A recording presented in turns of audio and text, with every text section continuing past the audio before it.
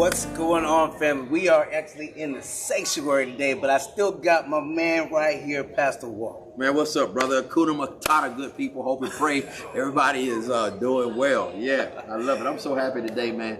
Man, I tell you what, this is actually, it's cool to be in the sanctuary. What I really love about, having direction from others is that we get to have a perspective that is different. I mean, this is something different, it's something new. We might have to stick around and try this more than once. Yeah, I love it. I hope and pray that some of our family that are in our virtual sanctuary get a chance to see what's happening, and because of your support, we're able to do what we do. So we love you all, and we appreciate you. Right. Which is kind of ironic because the topic for this past Sunday was I can't stand my church or something like that, right? Oh, Lord. I'm sick of this church. I'm sick of this church. Which I like, nah, I trust you, bro, but it is church anniversary. Right. So I didn't know where he was going, but I tell you, what a dynamic word, and it was certainly a blessing, man. Right. Because one of the things I think is sometimes misunderstood is that the problem most times is not the church. Yeah. The problem is not the God that we serve. Yeah. If I really want to be honest, most times the problem is me. Yeah. The problem is us as the church, because it says in the Bible that we are the church. Yep. So if we're sick of this church, we're kind of sick of ourselves. Wow, that's powerful. Yeah. And that's an amazing, unique account. Book of Acts, individual sitting in a window, and as the preacher is preaching, the Bible literally says that he started to get a little sleepy, eyelids get a little heavy. Right. Was it a long sermon?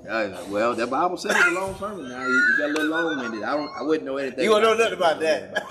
Nah, but he got a little long-winded, and bruh literally fell back and fell out of the window 3 stories, dead. The apostle runs down, lays over him, covers him in praise, and brings him back to life. And what I enjoy, it was the application that he brought out. First and foremost, he said, when you look at the individual whose eyes were sleepy, he said, you just don't know what it takes for some people just to show up at church, right? Just to hold on, while they get there. You don't know what somebody's going through physically, spiritually, etc. And I thought, he did a masterful job of reminding us of to look at this individual from a place of application. Then he falls, right? So my man falls, right? And then the problem is, how do we respond when people fall? Wow. Right? Come on now. When right there. Listen. And when people fall, sometimes we count them for dead.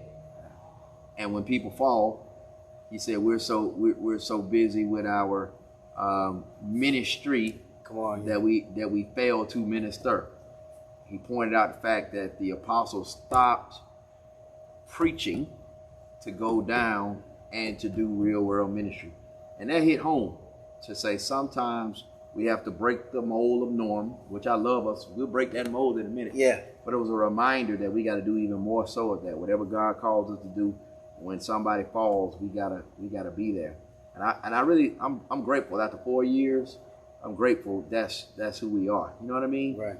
I'm just so grateful. And so he covered them. And you saw that moment in church as we were having a call to discipleship call for whatever you need from God, really. And God placed it on my spirit to say that there's a brother in here, a young lady in here that needs to be covered. And the young lady came first. And did you see how the sisters? Yeah. Man, it was a couple ladies that came and they covered them. And then I was like, we ain't done yet. And the young brother that came. I saw him kind of moving, but I was over there behind the musicians. Yeah. Man, did you know that his mom and his sister had gotten baptized that day? Right. And he didn't come for that, but God came for him. And it was just powerful. So just grateful as we continue to be who God has called us to be, and imperfect as we may be. God is doing a great thing. And so I pray that we are always a church that is relevant, a church that's powerful, and a church that's intentional about loving on people. You know what I mean? No doubt. Yep. Because I think it's always very, very important that we understand that we can be both on the side of the one who's fallen. Yeah.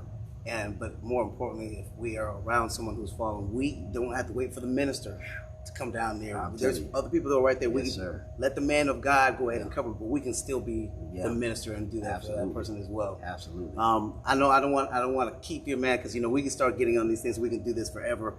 If there's someone who is out there right now who actually is in that need, they've been hearing the word, but they actually need a personal covering. We always like for people to be able to reach out to you. How can the people reach out to you, Pastor? Hey, listen, family, if you are in need of any type of covering, sometimes you just may need to be covered in prayer. Sometimes you need a spiritual covering. We would love to be there for you and your family. You're actually not seeing this by happenstance. You were scrolling on Instagram and all of a sudden you ran across this. Is because God is saying that there's a covering that you need. Listen, holler at your boy, W. Bowers at ChosenCityChurch.com. We love the Lord. We love to have a good time. We believe in what God is doing, and we just would love to have an opportunity to connect with you. Sounds like a plan, man. Well, I tell you what, my brother, I appreciate you as always. I look forward to these opportunities to get a chance to holler at you. Family, we will see you all next week. Peace up.